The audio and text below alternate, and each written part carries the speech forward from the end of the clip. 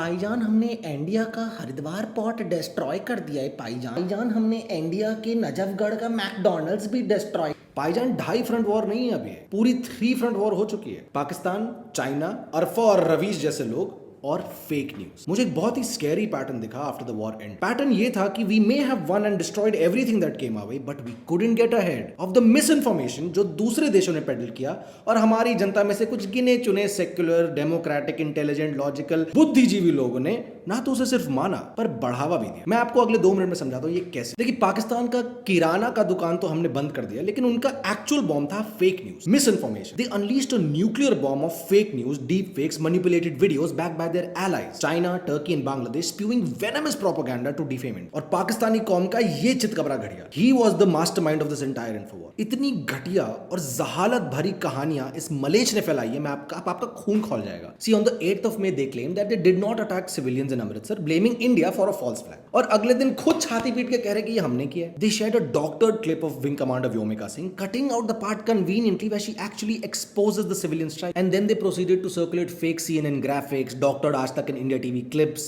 old crash photos claiming that they have destroyed 26 Indian military facilities. मतलब और proof क्या दिया?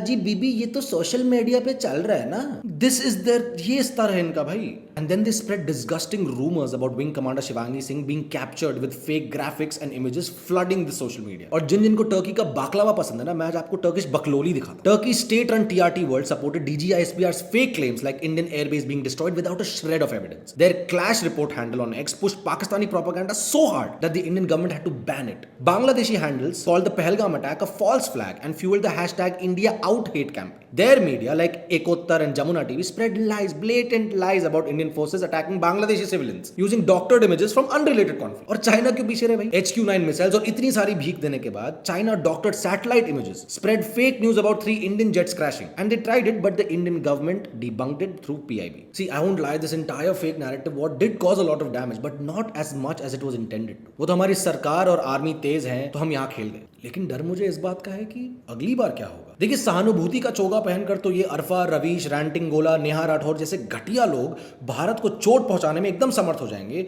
अगर हम सब ने ये नहीं समझा कि भले our civilizational values teach us to have a big heart, पर दूसरी साइड के लोग, वो जाहिल लोग, आपको एक बोरी आटे के लिए खत्म करने को तैयार है। Our armies can only do well when they know that उनके देश वाले भी उनकी नीयत, उनके पराक्रम पर कभी संदेह नहीं करते। And as a great fictional character once said, no, we have been in a state of war with Pakistan since 1947. You need to understand that this is war, and war is unjust, and everything is fair in love and war.